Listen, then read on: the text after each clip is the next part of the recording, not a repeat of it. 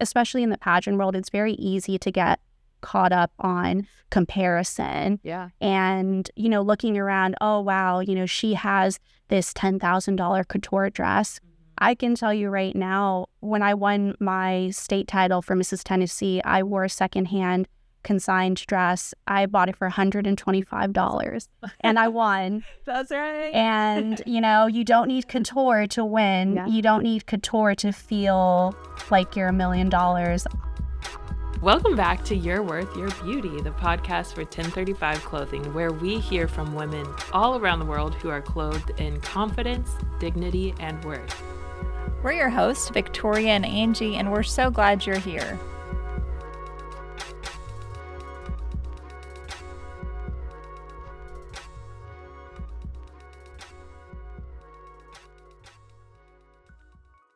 So Angie and I were thinking about fall fashion. A lot of times there's weddings in the fall, like September, October, November here. So do you have any fashion finds for the fall, or maybe a story from a wedding where you wore something beautiful or terrible? Either way. Yeah, we want to hear. I feel like, the 90s and the early 2000s have come back in full swing. Yes. And what I love is the return of the shawl. I feel like a lot of girls are wearing it like a choker and having the fabric draped in the back. Yeah. And it's giving 2000s, it's giving Y2K, but in the best way. Yeah. And I love seeing a lot of like bridesmaids this time of year, they're wearing those trends. And all those trends from the 2000s have returned. But I think it's really cool. Fashion's kind of like an upcycle. It always comes back around. Eventually. So I love that trend for bridesmaids this season. Yeah, that's so true. I did not even think of the shawl. Yeah. So were you a 90s child then? Absolutely. Okay.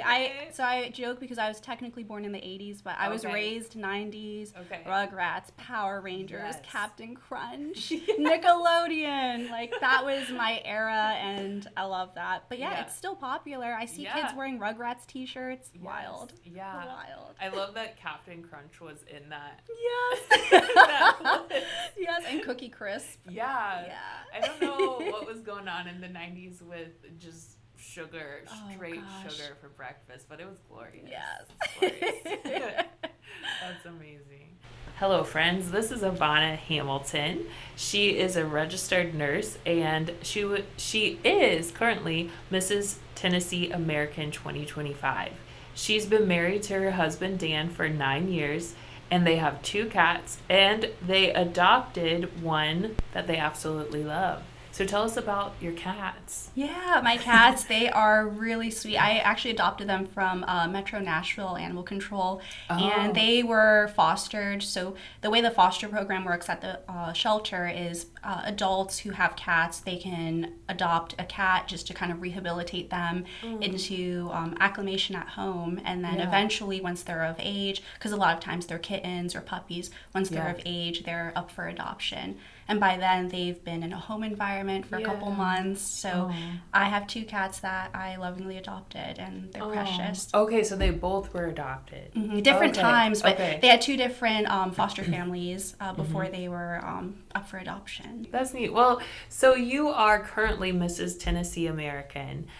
So tell me about that pageant and what that whole competition is like. I don't know pageant world very much, so I'm intrigued to learn more. Absolutely.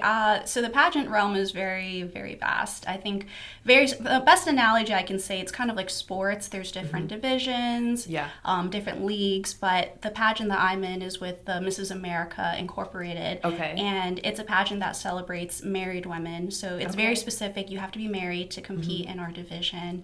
And it really promotes womanhood and what it means to be a wife in our country. And the motto is we are family, so very much emphasis on the family structure. And being a wife, some of us are moms, some of us aren't, some of us are newly married, some of us have been married for 20 plus years. So the cool thing is you get to meet married women from all walks of life and all over the country. But there is a Mrs. World pageant, so for international married women, they can compete for their country's title and compete at Mrs. World. Wow. So the ultimate winner of my pageant that I'm entering will go to Mrs. World and represent the United States. Oh, wow. But then, so many other countries compete and send a married delegate to represent their country too. So it's pretty cool. Yeah. And then are you doing different looks or talents, or what kind of things do you do? So the nice thing, there is no talent requirement, which I'm Okay. so happy. I can't sing, I can't dance, and that's fine. Those are not gifts I have. But we have interview, swimsuit, evening gown, and onstage question. So we go through the whole pageant week learning an opening number dance. There's different activities they have for us where we get to bond with our sister delegates. So, and then all roads lead to the finals night. Okay. Yeah. And so you won the crown. Yes. That's a really big deal. So was it a life goal to do this someday and win, or did it just kind of fall into your lap? I think at first pageantry just kind of fell on my lap. I did it when I was younger, but I came back to it ultimately because my overall goal is to represent America on the international stage. Wow. That has been a goal I've held on to from my childhood to my current adult life. Yeah. And I feel like when you have a dream, there's no time limit. There should never be a time limit. So even in my 30s, while some people might think, oh, you're still competing, we have ladies of all ages, and your dreams don't have an expiration date as long as you're willing to work hard enough for them. Yeah. So what kinds of things do you have to do in the training of that to work up to that goal? I have been working with a coach who honestly has become one of my best friends. She is a woman I look up to, and she's mentored me and just given me the best advice. I've worked with other close coaches who they've really given their time for me, and I think the one thing behind the scenes of pageantry is there's so much more that goes on than what you see on TV or during the competition. I've been very blessed. God has given me a tribe of women who have really poured into me. And I feel like I'm in a really great time in my life where I could feel his presence in my preparation. I've never lacked anything, because when there were times where I thought, well, how am I going to have this done? Or what if I don't have what I need? Literally, someone has stepped in and given something to me. So I feel like I'm going into this pageant with a lot of people behind me who have supported me, and that was God. That is God. Some of my own pageant knowledge just comes down to Miss Congeniality, the movie. Oh, so good. Classic. But it sounds like there's a lot of myth busting that needs to happen of what pageant world is actually like, because it sounds like you've had very good experiences and actually really kind people around you. Yeah, absolutely. I think the biggest myth is that, we only care about the way we look. Being a pageant, I feel like, yes, beauty is a small component of it, but I feel, especially in today's age, pageantry is more multidimensional than just one-dimensional. Historically speaking, pageants started as actually just swimsuit competitions. Really? Yeah, they started out as, there are two companies that were competing in America for to be the most popular swimsuit brand, and they created pageants as a way to advertise their branding. But over the years, over the 40, 50 plus years that pageantry has existed, it's evolved into so much more. A lot of what we do is based on community service and giving back. And I feel like that's such an important lesson, especially for young girls. We're not just an appearance. We also have a heart, and we wear that heart on our sleeve. And I think that's really important for people to understand. And you don't need a pageant to give back. And that's another thing. I've been really active with volunteering even before I competed, because my parents, they raised me with the knowledge of, if I have something to give back to someone who needs it. And I think that's a really important thing to remember, especially in the pageant world where it can feel a little fabricated sometimes. And it helps me stay grounded and to realize that I have the ability to give back, so why not? I know you helped with 1035 quite a bit, and I love seems it. like you have a heart for these girls in youth villages or foster care, whatever it may be. But some of those things that you're passionate about and giving back. Absolutely. So fashion has been something that I've loved for forever. I was that girl looking through Teen Vogue and Vogue, and I would just cut clippings and put them in my binder. Oh, I would love something like that someday. Yeah. As I got older, I realized you don't need to spend a fortune to look like a fortune. Yeah. And what I love about 1035 is the mission of blessing those who need it the most through clothing, through hygiene products, through shoes. It's very easy to think, oh, it's just a dress. But no, it's not. That dress can change the trajectory for a woman in need. That dress might be what she wears to an interview where she lands her dream job. Or for our teen girls, that prom dress that she's able to have, that will be her Cinderella moment that she might not have dreamed of prior to. Yeah. So that's why I love 1035 so much. The clothes that we might have sitting in our closet, it really can bless somebody else. Yeah. And fashion really has that magic of doing that, of giving girls that moment of feeling beautiful and worthy and dignified. Yes. They're not just clothing items. The value that they have goes far beyond the dollar amount. And it's interesting because we get all kinds of clothes donated here at 1035. And our job on staff is to sort through, some of these brands don't belong with our store because we keep only the top brands. Yes. And then someone on staff might pick up a pair of shoes or whatever it may be and think that it goes on the floor, but then you look at the brand and it's like, oh no, that's actually a Walmart brand. And so we put it away.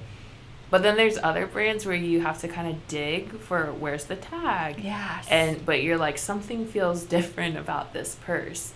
And I made this analogy that sometimes that's how we view ourselves as women is we just think we're like a Walmart brand. Yes. And we just like put ourselves to the side.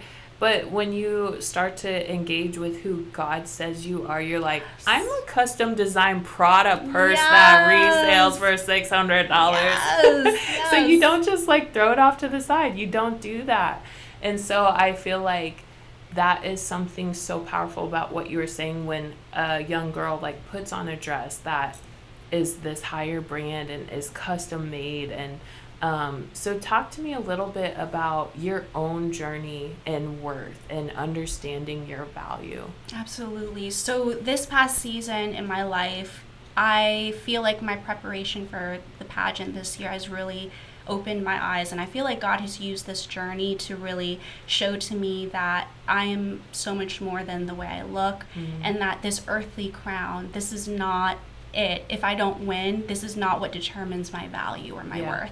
Yeah. He's already spoken so much life into who I am, and he's given me value that the competitions of the world, or even if you go into another industry like fame or fortune or accolades, those things, while they're fun and great, they're not what determines who we are as a person. Because God has already given word into our life on who we are meant to be, who he's called us to be. And I feel like this season in my life, I've really understood that. In the past, when I've competed, I'm not going to lie, I've lost more times than I care to admit. I have spent so many years thinking, maybe I'm not cut out for it. Maybe this is not my path. Maybe the judges don't think that I'm worth getting the title. And it took so many losses and so many years to realize that they are not the ones who determine my value. God has already given me so much value. Wow. And I feel like this season has really showed me that, because especially in the pageant world, it's very easy to get caught up on comparison. And looking around, oh wow, she has this $10,000 couture dress. I can tell you right now, when I won my state title for Mrs. Tennessee, I wore a secondhand consigned dress. I bought it for $125. Awesome. And I won. That's right. And you don't need couture to win. You don't need couture to feel like you're $1 million. I felt just as glamorous in my consignment dress. And that's why I love consignment so much. These dresses, it's the girl that makes the dress. It's not just the dress by itself. And my wardrobe coming into my pageant this coming week, I'm leaving, is 90%, I would say 90 to 95% consigned. Wow. The only thing I don't have that's consigned is my evening gown. I have a sponsor. Okay. So it is a brand new dress, but everything else that I'm wearing has been bought through secondhand and consignment. I love that. And I love to rock it because Yeah. so many girls think, oh, pageantry, it's so expensive. Mm-hmm. There are ways around it. I am a thrifter. I love to save some money when I can, and I think consignment is a beautiful thing. It is. It's like recycling. Yeah, absolutely. It should be done. Yes, yes. And one thing I love about thrift too is the nerd in me is like when you put on another person's garment or whatever, it feels like it has a story. It does. You know, it feels a little romantic. Too. Yeah. Yeah. There is actually, I think one of the nights, I think it was Galentine's, I was back here and there was a fur coat. Okay. And I tried it on and I said, who is the owner of this? Yeah. She was probably fabulous. It had like monogrammed initials in it. I said, what is your story? Yeah. Like yeah. it was, I felt like I was a different person wearing this fur coat. And I thought, wow, like the lady who wore this was probably super glamorous. Right. But I do agree. I think clothing items have a story. Yeah. When I find really cool pieces, I think to myself, oh,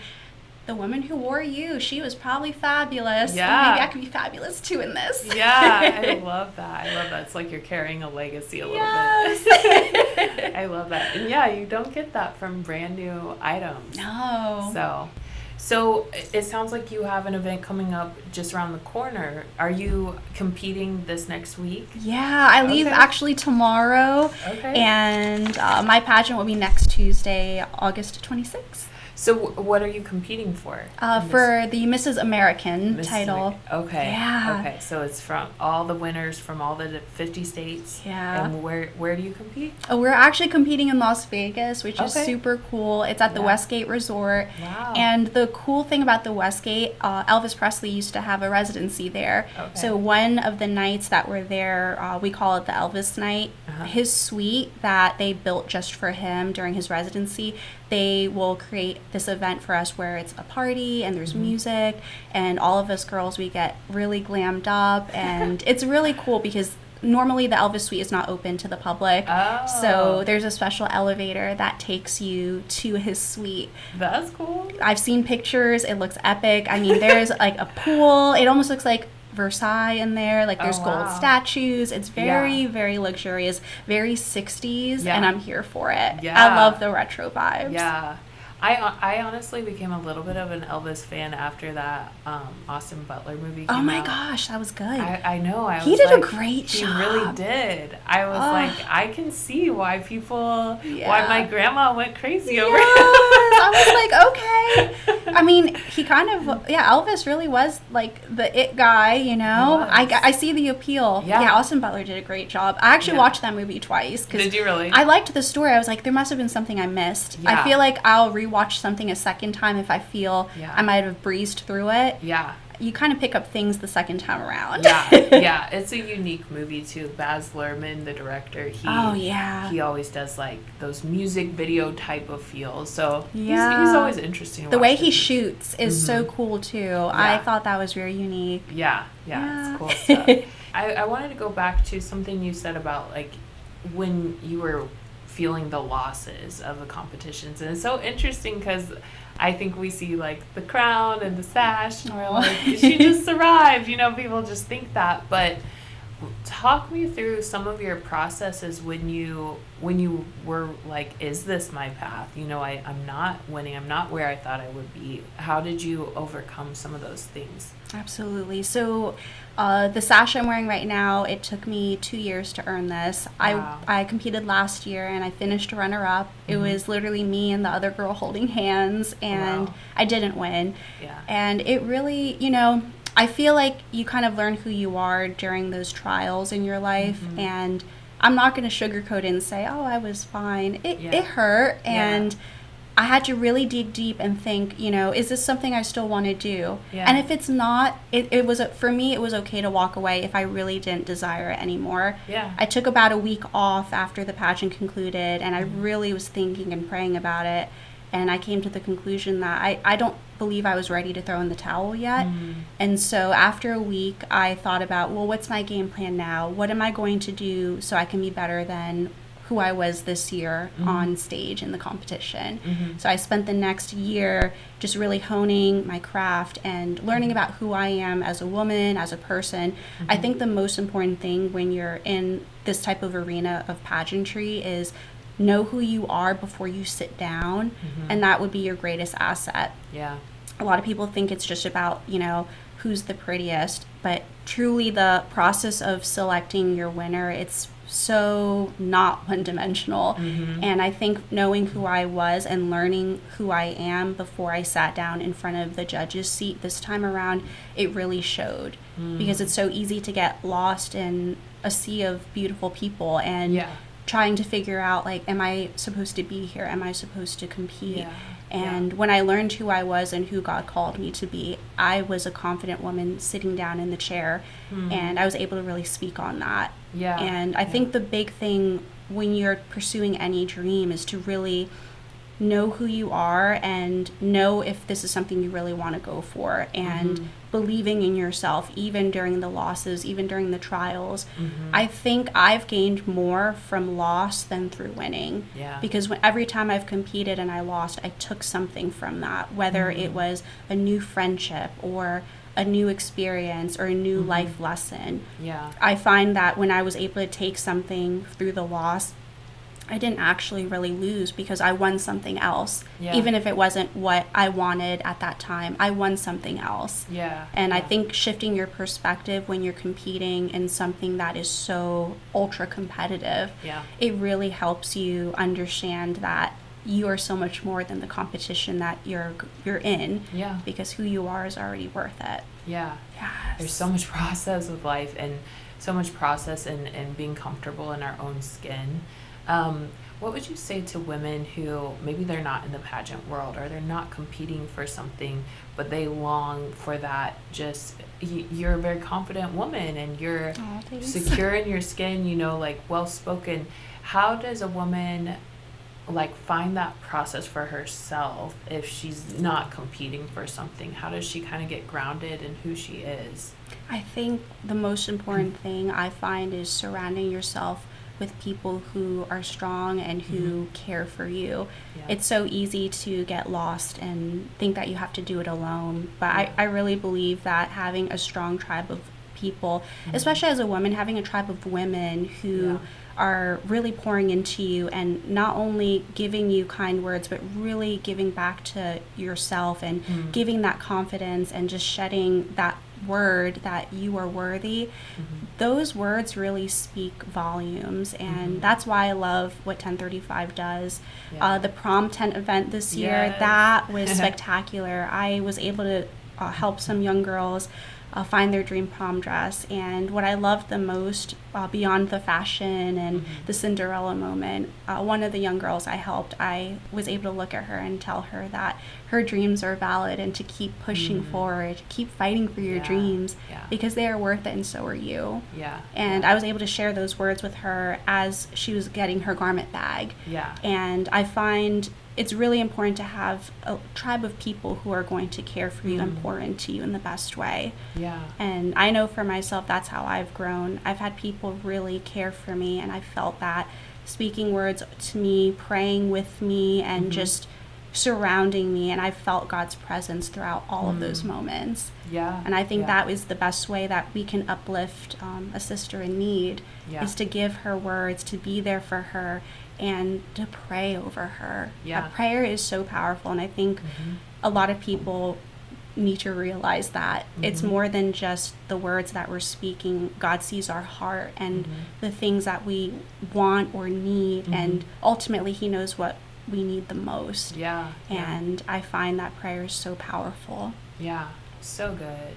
And I love what you said about community. I think it's interesting that you talk about women, especially pouring into other women, and like in the Bible it talks about older women like teaching the younger women. Did you, when you were finding your tribe, were you the one kind of going out and asking, like, can you mentor me, or did these women like volunteer to come into your life? I think it was almost like a cascade event. I've had women that have worked with me in the past, and when I was seeking, more assistance for more growth, you should reach out to so-and-so, and then I would reach out to that person, and then before I knew it, even more people were coming into my life. So it was almost like this cascade effect where I asked once, but then God blessed me with many. Yeah. And I feel like every time I've thought like, oh, you know what, is this too much? Yeah. I can go and I was blessed to go through my phone and I could say, okay, I can call her. She can give me a prayer over the phone, or, oh, I can message her. She'll know the right answer. Yeah. And I think community is really important. Yes. It's so important because I feel like it really helps us grow in the best way. Yeah. So if you're listening to this, Community. I really feel like God is emphasizing that of it's okay to reach out to a woman you might admire or whatever it may be, and ask for mentorship. And you never know what God might add to your life. But I think sometimes we don't know, like, is that a weird thing to do or whatever? But I feel like some of the most powerful women I've met are that way because they've had older women in their life praying over them, speaking into their destiny, you know? And so I think mothers in whatever industry you're in are vital, you know? Yes, absolutely. So. And, you know, anyone who's watching and listening to this, if you feel shy to ask, you know, another woman for help, especially someone who might be in the industry you're interested in, I encourage you, don't be afraid to reach out. You will be pleasantly surprised at the answer that you hear back. Because more often than not, that person is going to be willing to at least get you the resource of someone who can help you if they're not able to help. Or they might be like, you know what? I would love to have a lunch with you and tell you more about how I got to where I am. I find that is such a beautiful cycle. So don't be afraid to ask your role model, even through social media. Ask them for help, because you'll be surprised that they'll probably say yes. Yes, so good. Yeah, and I think that's a beautiful thing. Just about like femininity in general. I feel like that's how we're wired. Is we're relational, and everything in my industry in film and media has the doors have opened because older women have opened the door for me, and it has not been that way on the other side of like men opening doors for me. But it's been older women. And so I don't know, I think it's just how God has wired us of like we help the younger sister, we help those that we see are like coming in our footsteps. So absolutely. And I think that's so cool that you mentioned the older women in like the film industry. You know that saying, like, they walked so we can run. I think that is such a cool saying because you know, maybe the time period they were coming up, they went through different trials, and that emphasis on supporting the younger generation is probably very prominent for them because they don't want this generation to go through the struggles they might have gone through. So I think that's such a beautiful thing to give back. And that's so cool. That's so rad. I love it's like women helping women. I love it. And not competing. Yes. You know? There's room at the table for everybody, and that's something that I really like to emphasize. There's room at the table for everyone. So bring your plate, come on down, and take a seat next to us. It's so good. Tell me just a little bit more about that, because that is a difficult mindset to break into when you're in any type of industry, but especially a very competitive one. Absolutely. I think myself, particularly when I was really competing and trying to do things, I'm going to call it on my own, where I didn't have the help, I didn't have the support, I always thought, oh, there's only one crown, so there's only one seat. But it took all of those losses to realize that there really is a bigger table than the one that I put in my mind. There really is a place for everybody. And it took those years of, you know, disappointment to understand that. Yes, there might be one crown, but the table is still large. There might be another avenue I can go in. And so there really is room for everybody. It's really important when you're in a season of competition to understand, and this is something I've learned myself, I'm not in competition with anybody else but the woman that looks back at me in the mirror. And it took years of that misconception of, oh, I'm competing against everybody else to understand that. My competition is who I was yesterday, and I want to be better than her. I want to be better than who she's going to be tomorrow. And she's my competition. It's me versus me, and I feel like that was the best thing I can understand, because thinking that the girl next to me is my competition, like, no, she's on her journey and you're on your journey, and that's okay. Well, tell me if you could leave our listeners with maybe one little piece of inspiration from your own journey, what would it be? Yeah, I think you are so much more than what people view you as. Whether you're an athlete and people think, oh, you're that basketball player. Like, no, you have a name, you have a calling, you have value because God, your Heavenly Father, has put value in your life. We are so much more than the labels that society gives us. And my words of encouragement for those listening is to know who you are and know who you were called to be, because God loves you and He puts so much value in who you are, far beyond what the accolades of this earth are. It's so easy to get caught up in, I call them the earthly accolades, fame, fortune, notoriety. We are called to be so much more than the things that the earth has, because God has given us the ultimate crown, the heavenly crown. Oh, I love how you tied it into the crown. You know, I've been so random.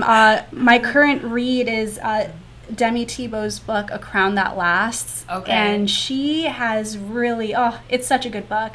Yeah. I encourage people who are reading or who are listening, especially if you're in the beauty industry, in the pageant industry, give it a read. Okay. I think she really sheds light on a lot of things. Particularly, she wrote the book because she talked about when she passed on her Miss Universe crown. She was in this season where she was really trying to figure out who was she, because she already reached her ultimate goal. But it was in passing the crown that she discovered who God has called her to be. And the words that she speaks in the book, I think it really it can help you really grow, especially when you're in a season of, well, what now? What next? I think it's a really illuminating read, so I encourage you to read it. It's a good book. I'm still reading it. I'm not the fastest reader, but a couple chapters in, and I can see what she's talking about. Wow.